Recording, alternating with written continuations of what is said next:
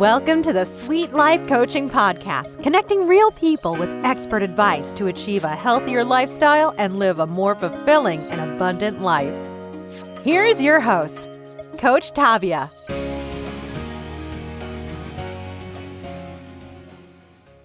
Well, hello, everybody, and welcome back to the show, the Sweet Life Coaching Podcast. Hope everybody's doing well. I have a fabulous guest today that I'm excited to share with y'all. And today I'm bringing on Miss Jan McDonald. Hello, Jan. How are you today? Fabulous. Thank you. Good. Happy to be here. You look fabulous too. Thank you. I love the colors you're wearing. Of course, the listeners can't see this, but if they go to YouTube, you can see this video, FYI. So today I brought Jan. We met actually at a health fair a couple of weeks ago, and she had a booth and I had a booth set up. And I was like, what is this lady all about? And she intrigued me. And so I'll just tell you. So Jan actually, we're going to talk today. She's actually the owner of her own business, Jan McDonald LLC. But she has actually been, she's part of the John Maxwell leadership group. Right. And she has actually become a certified coach through them as well. But just a little bit more, she actually cares about people and their future growth and success. That's why she became this wonderful leader. For 14 years, Jan was the CEO of a very successful faith-based pregnancy medical clinics, which I'm very intrigued about that. And in addition to being the certified leadership coach, she's a speaker, a trainer. And she has had some great impact and leadership skills that have also through those organizations as well. And also through her life and other relationships that has also amplified. She's been married for 36 years to her wonderful husband, lives in the Tri-Cities like myself, and has 3 adult children, 4 grandchildren. She serves currently on the President's Advisory Council for the Maxwell Leadership Certified Team. Very cool. Mm-hmm. And then none of this success, she says, would have happened without since she had overcome her addiction with drugs and alcohol more than 30 years ago. So we're going to tap into that today, you guys. And we're going to talk about the joy and the freedom that she experienced in her life and what she desires for others because of that. She loves assisting others in overcoming the mindsets and habits and she likes to hold people back, from becoming their best selves in her passion. Wow. Awesome. So we got a lot to talk about, but we'll keep it fun. We'll keep it real. We'll keep it to the point for you all because time is of the essence, but most assuredly, again, welcome for being here. Thank you for being here. Thank you. Yeah. So we're going to jump right into it. And the topic that I came up with today was freedom from breaking away from the bad habits, was the topic that I wanted to kind of talk about. I know nothing about your background, first and foremost, as far as just the blurbs that I've kind of picked up and read up on. I know that you're an author too. You've wrote a book, which is very cool. Yeah. But take me back. Let's take back in time. Pre-John Maxwell being a coach. Take me back in time about some of the early steps of your struggles. Let's talk about early times. Was that your 20s, your 30s, 40s? How long? I don't even know how old you are either. It doesn't matter. Well, I was born into a family where my dad was an alcoholic. And so my mom and my dad had this really interesting relationship going on. She was pretty much codependent. And I swore I would never be like my dad. Okay. Of course, we always learn, the brain learns what is modeled for it. Yeah. And so when I grew up, I was like my dad. I drank and used drugs. My dad didn't use drugs, but he did drink. And but he did teach me how to be a really hard worker. He taught me persistence. My dad had a faith in Jesus Christ, so he taught me that as well. But I knew when I was about 19 that I probably was going to have to quit drinking, but I just wasn't quite sure. I didn't want to because it was fun. I mean, I was raised in the 70s and that was pretty much how we lived our lives. Yeah. And so it was 1989. Okay. And I had been drinking and my husband said to me, I'm no longer covering for me at work. My daughter said, I had a divorce. And so my daughter was with her dad and she said, Mom, if you're drinking, I'm not coming home. And my withdrawals from alcohol were really bad.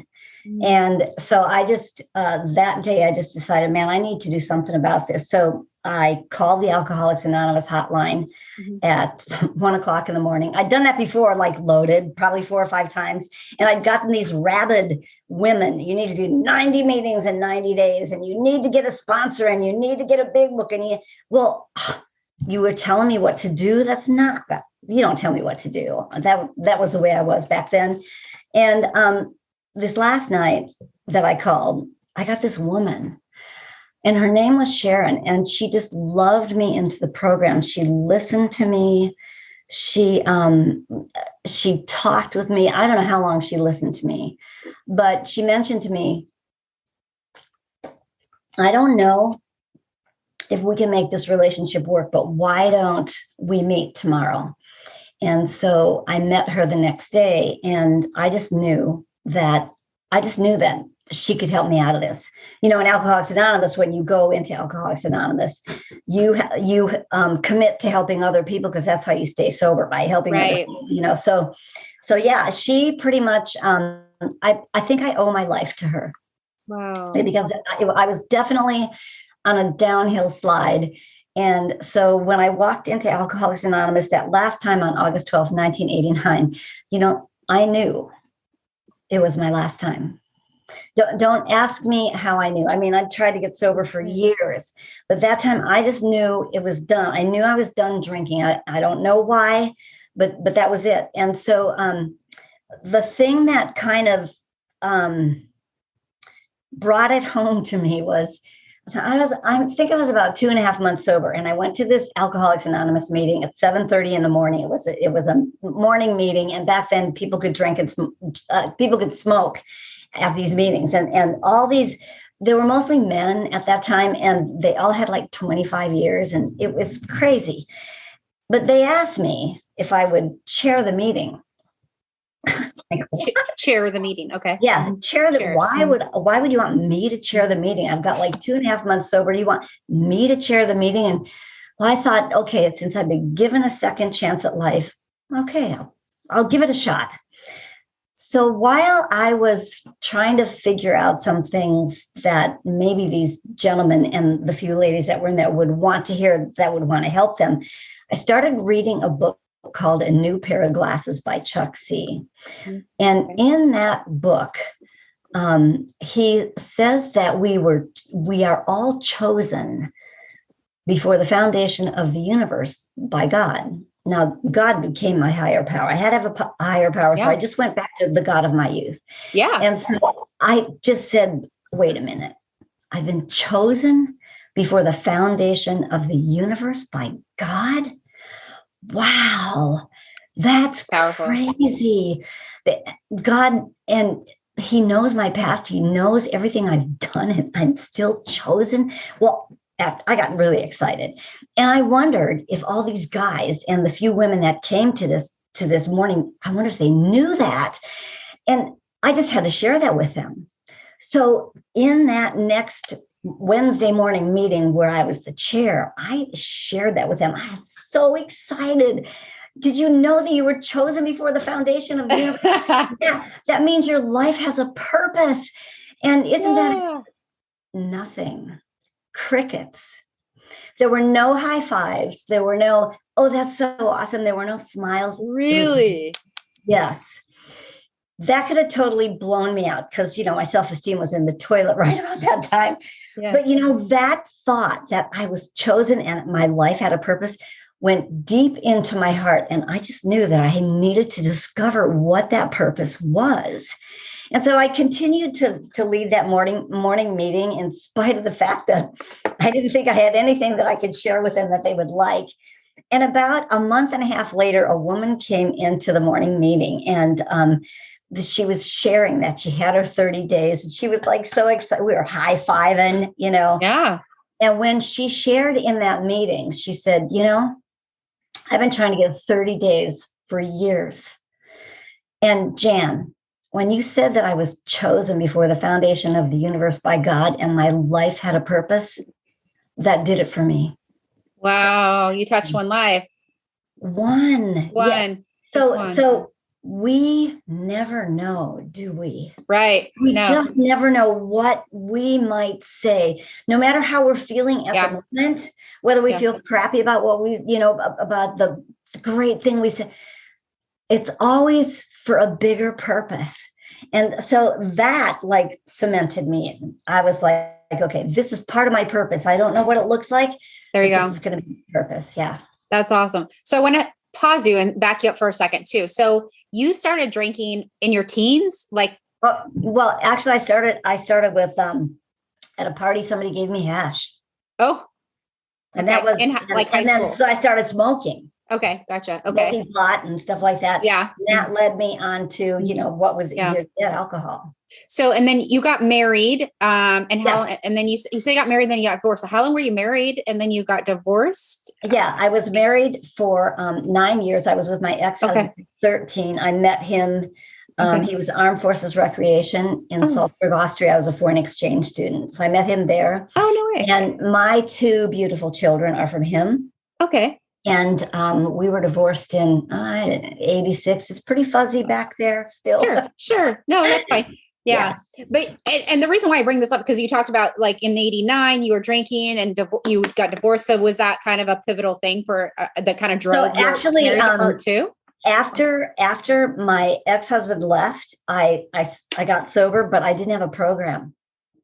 Oh, okay. Gotcha. So I was just a dry drunk. And what I did was I really got into fitness heavy. I looked so good on the outside, but on the inside, I think that's why I got so good looking on the outside, because the inside sucked. I was still I still had all those mindsets, all those negative mindsets that accompany drugs and alcohol and bad habits, Right. Well, I see that a lot too with addiction, and you'll see that sometimes they'll pick one for a different one. Right. So your addiction might've went to fitness a little bit. That was kind of your quote unquote addiction, but didn't really think it was an addiction, but it kind of sufficed the other addiction, right? It went from one other, right? Yeah. And now my current addiction is still fitness, but it's a good addiction to have. But it's a good addiction. But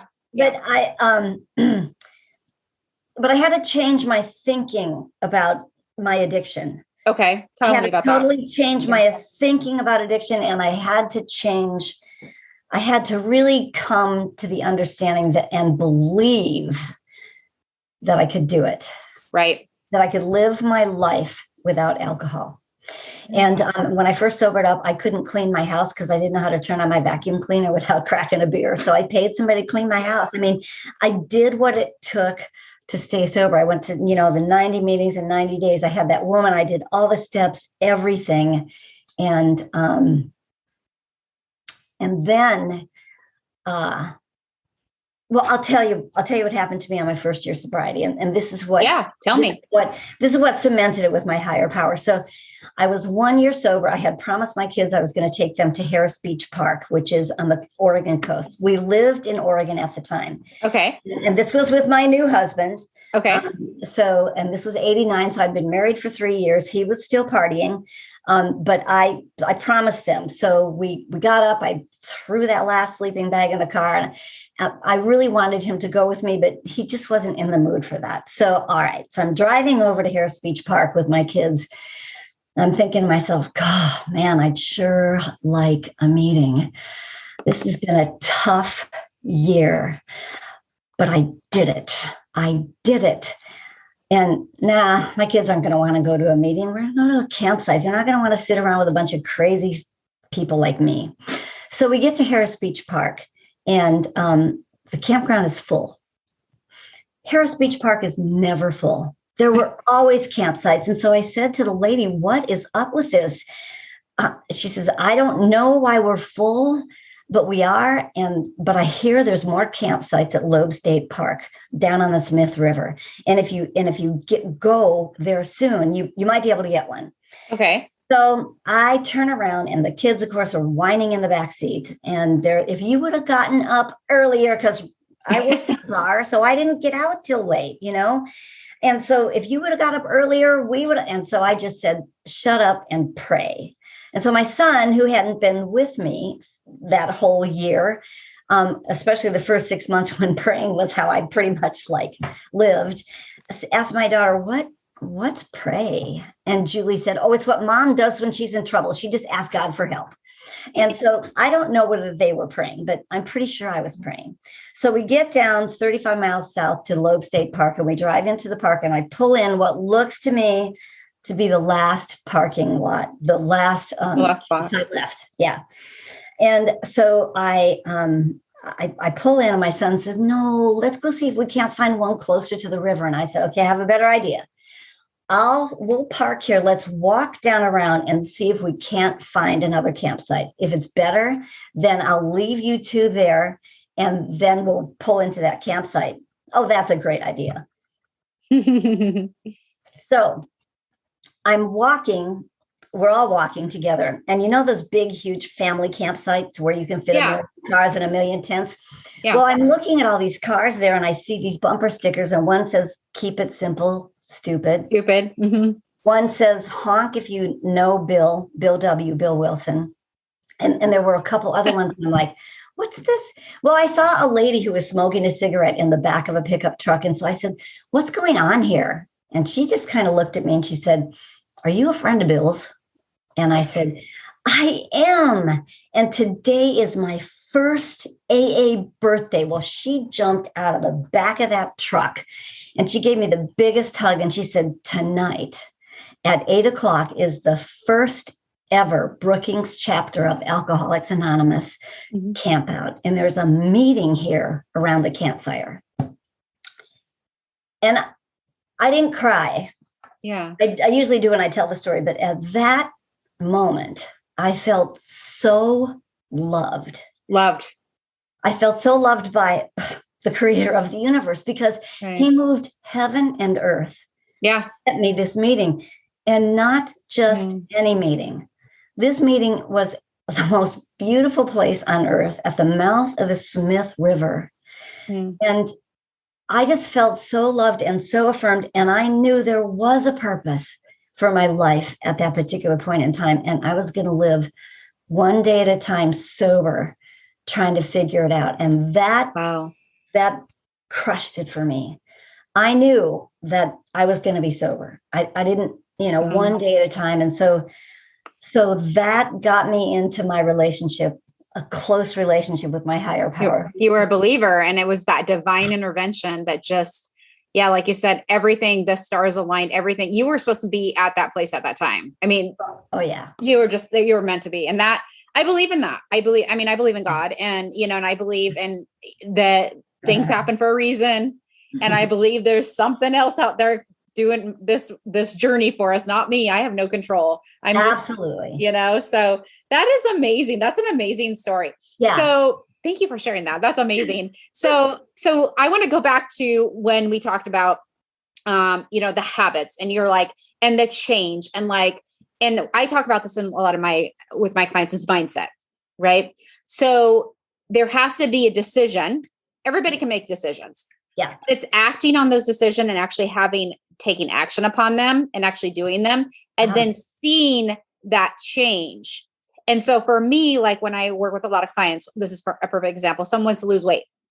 And it's like when they go shopping and they go down the aisles and they skip the ice cream aisle and they go over first to the veggie aisle, a decision has been made. The habit has shifted, right? Something has shifted. And when they tell me, oh yeah, I skipped the ice cream all week. Yay! Like the habit. So the same is true with anything. That's eating is a big addiction too. It's a big thing. So, but with alcohol, it's even more of I have it in my family. I know very well about alcoholism. My grandpa actually passed an alcoholic too, believe it or not, very young age of 63. So I saw that, that it's a tough road. It's not easy. No, but here's the key. So we get to choose our thought life. Okay. So, and I love to tell this part. In the brain, there's, you've got the amygdala and you've got the prefrontal cortex. And I'm sure you know all this. But the information goes into the prefrontal cortex and then it shoots it down to the amygdala. And the amygdala is the one that is the decision maker for us. Yeah. So the amygdala says, oh my gosh, you need to do this, you need to do this, you need to do this. And then it shoots that back up to the prefrontal cortex so that we can act on it. Between the amygdala and the prefrontal cortex, there's a quarter-second lag time. Now, quarter second doesn't seem like it's much, but in that quarter second is where we get to choose. We get to choose, do I drink? Do I not? Do I eat the whole bag of Lifesaver gummies, which used to be my drug of choice, or do I not? Do I say that thing to my hubby that is really so good and cutting, or do I not? I have a choice. Yeah. I can make that choice right there. Right. And we all think, oh no, that's just the way I am. That quarter-second lag time means that might be the way you are, but you get to choose who you want to become in that moment. And we need to think to ourselves in that moment, okay, who do I want to become in that moment? Do I want to be the drinking Jan, or do I want to be the sober Jan? Yeah. That we get to choose. Yeah. Right. Everything's a choice, right? Yes. Everything's a choice.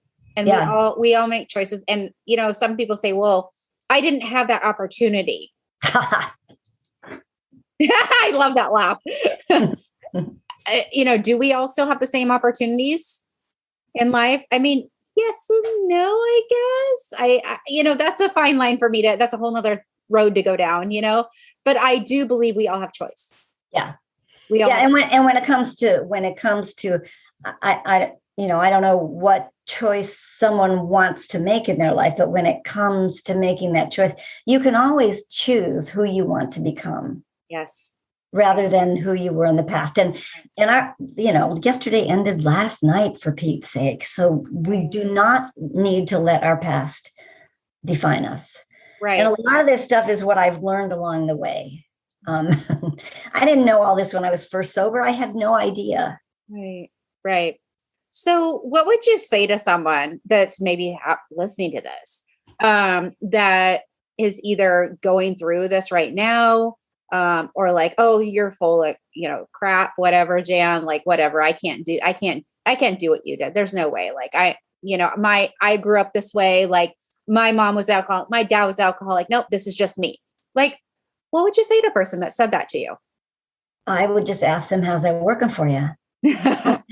How much do you love your life the way it is right now? Yeah. Who my Twitter feed is full of people in recovery. Yeah. And what you think about grows. So where your focus goes, there your energy flows. So if all you can, this is where I used to be. I used to think, oh man, I sure would like a drink. Well, of course I'm going to drink, because that's what I'm thinking about. But if I change my thought process to who do I want to become? Oh, this is who I want to become in this moment. I am the Jan who, rather than stuff her feelings with alcohol, I am the Jan who feels her feelings and processes them and picks the positive way out. I love that. Yeah. So we have, and I'm not discounting how flipping hard it is. Right. Because it took me years to get sober. Years. Yeah. So I'm not telling somebody, okay, yeah, overnight. No, we didn't get this way overnight. So we're not going to change overnight. No. But when we start changing the things that we do daily, when we take those baby steps and celebrate all those small wins we have along the way, when we do win, we can look back to, okay, why did I win? What helped me win? What can I put forth today so I can do that again? Yeah. It's that process. It's that daily process. Mm-hmm. And are we going to fall off the wagon? Maybe. Yeah. Get back up, back on. Right. Right. Absolutely. Let me ask you this. So you said you've been 30 sober, how many years now? So, I don't know. August 12th, 1989. I'm not good at math, so you tell me. I know. I was like, you wrote me, but I was like, more than 35, I think. 35 years. Awesome. And I mean, alcohol's everywhere, right? It's at parties, at social events, it's at the grocery store, it's everywhere. Like, tell me this as a person who survived alcoholism, you know, been in recovery, addiction, blah, blah, blah. Like, do you even think it now? Do you even like walk in the grocery store and be like, or do you just don't think about it? You don't even think about it. Okay. I'm just curious. Let me tell you one thing.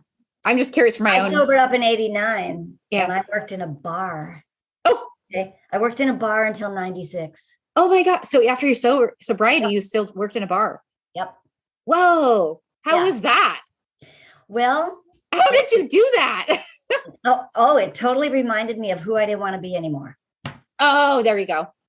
So you took it to the opposite. Totally And on Thursday nights after the AA meeting in the restaurant next door, they would come next door to the bar and have a dessert because they knew I wouldn't let them drink. That's awesome. They would sit there and talk and chat. You know, it was like my own meeting within my work. So cool. You know, yeah. So you took the lemons and turned it into lemonade, literally. Yeah.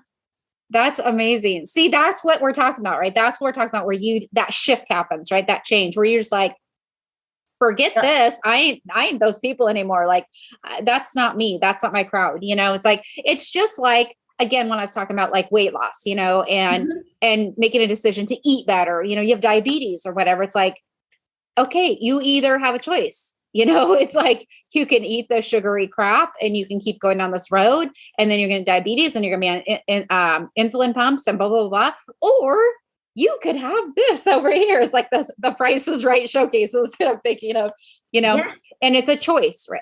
Is it easy? No, it's not easy.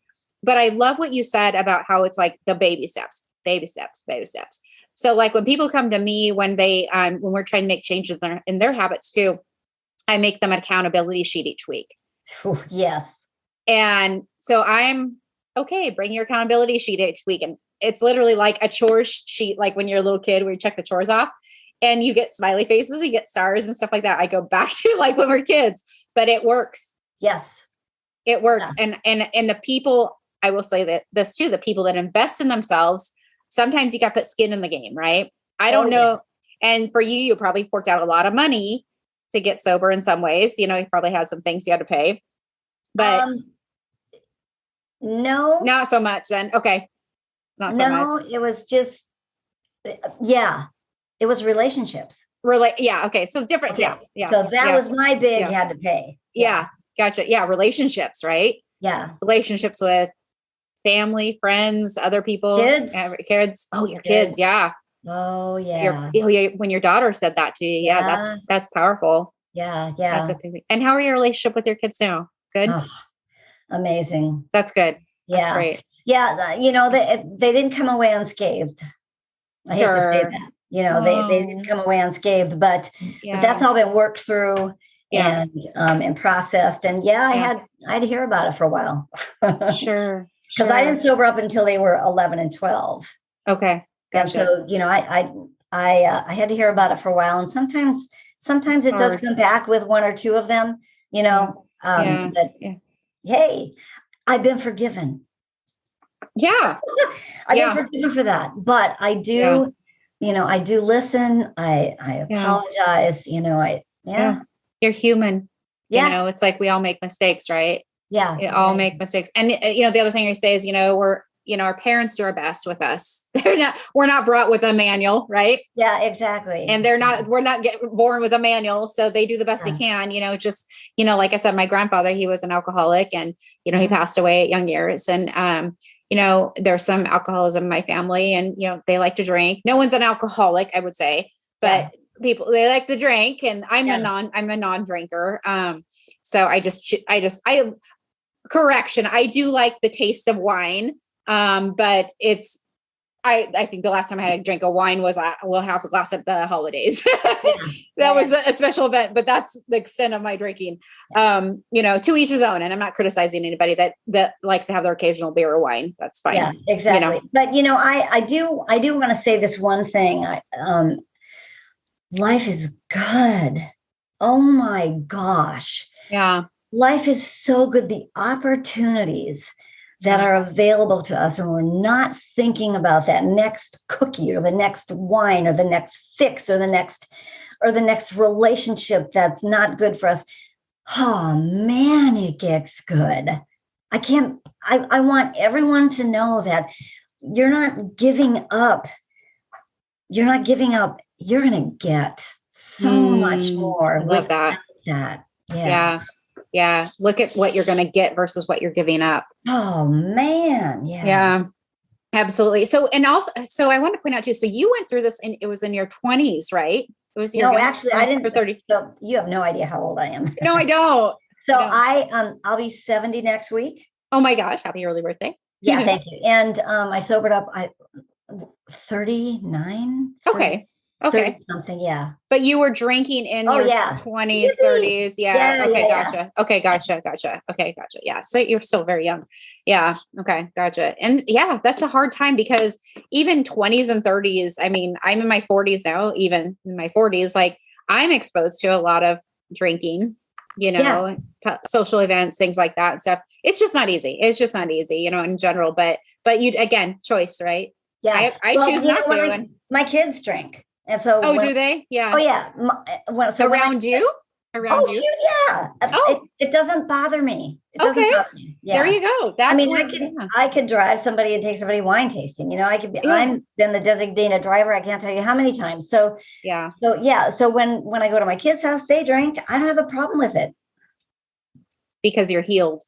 Yeah. Exactly. Yeah. You're healed. Yeah. And that you've healed that wound.